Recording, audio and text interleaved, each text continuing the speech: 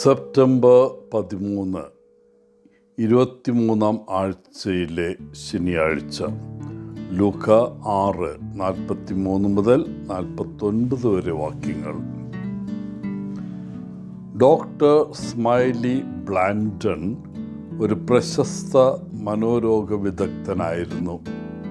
ഒരു ദിവസം തൻ്റെ മേശപ്പുറത്ത് ഒരു ബൈബിൾ കണ്ട ഒരു രോഗി ചോദിച്ചു, ഒരു മനോരോഗ വിദഗ്ധനായ അങ്ങ് ബൈബിൾ വായിക്കാറുണ്ടോ?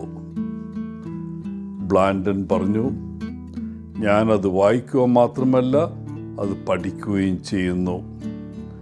മനുഷ്യ സ്വഭാവത്തെക്കുറിച്ചുള്ള ഇതുവരെ തയ്യാറാക്കിയിട്ടുള്ളതിൽ വച്ച് ഏറ്റവും വലിയ പാഠപുസ്തകമാണിത്. ആളുകൾ അതിലെ സന്ദേശം ഉൾക്കൊള്ളാൻ തയ്യാറായാൽ നിരവധി മനോരോഗ വിദഗ്ധർക്ക് അവരുടെ ക്ലിനിക്ക് അടച്ചിട്ട് മീൻ പിടിക്കാൻ പോകാം. താൻ പറയുന്നത് വ്യക്തമാക്കുന്നതിന് അദ്ദേഹം പറയുന്നത്, കുറ്റബോധത്താൽ തളർന്നുപോയ രോഗികൾ ധൂർത്തപുത്രൻ്റെ ഉപമ ഹൃദയത്തിൽ സ്വീകരിച്ചാൽ അവരെ ഒറ്റ രാത്രി കൊണ്ട് സുഖപ്പെടുത്താൻ കഴിയും എന്നാണ്. നമുക്ക് ചെയ്യാൻ കഴിയുന്ന ഏതൊരു തെറ്റിനേക്കാളും ദൈവത്തിൻ്റെ സ്നേഹനിർഭരമായ ക്ഷമ അനന്തമായി വലുതാണ്.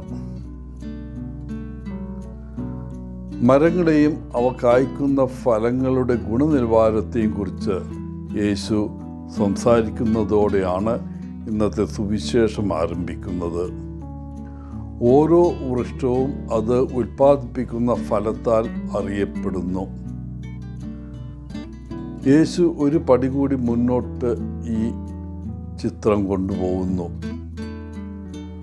നമ്മളും അറിയപ്പെടുന്നത് നമ്മൾ കായ്ക്കുന്ന ഫലത്താലാണ്.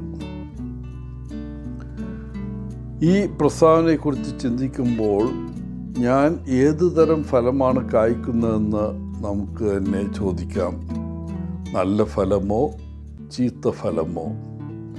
ചിലപ്പോൾ ഭക്ഷ്യയോഗ്യമായതായിരിക്കാം, എന്നാൽ ഏറ്റവും മികച്ചതല്ലാത്ത ഫലവും ആകാം. തൻ്റെ വാക്കുകൾ കേട്ട് അതനുസരിച്ച് ജീവിക്കുന്നവൻ പാറമേൽ വീട് പണിയുന്ന മനുഷ്യനെ പോലെയാണെന്ന് യേശു ഇന്ന് നമ്മോട് പറയുന്നു.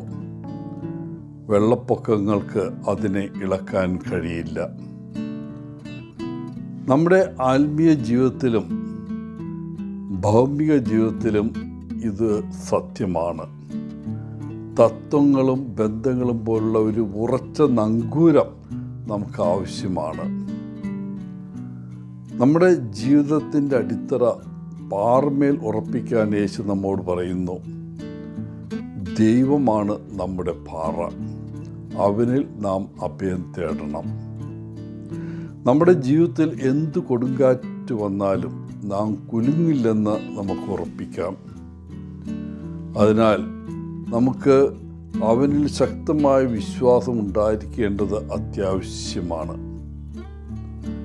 ഈ വിശ്വാസം കർത്താവിനെ സ്തുതിച്ച് വിളിക്കുക എന്നതിൽ മാത്രമല്ല, പിന്നെയോ അവൻ്റെ എല്ലാ കൽപ്പനകളും പാലിക്കുക എന്നതിലും അടങ്ങിയിരിക്കുന്നു.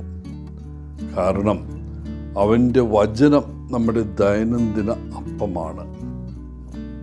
പ്രിയപ്പെട്ടവരെ, വിശ്വാസം, പ്രത്യാശ, സ്നേഹം, സന്തോഷം, സമാധാനം എന്നീ മൂല്യങ്ങൾ നമ്മുടെ ജീവിതത്തെ നങ്കൂരമിടുന്ന ദൈവവുമായുള്ള നമ്മുടെ ബന്ധത്തിൻ്റെ ഫലങ്ങളാണ്.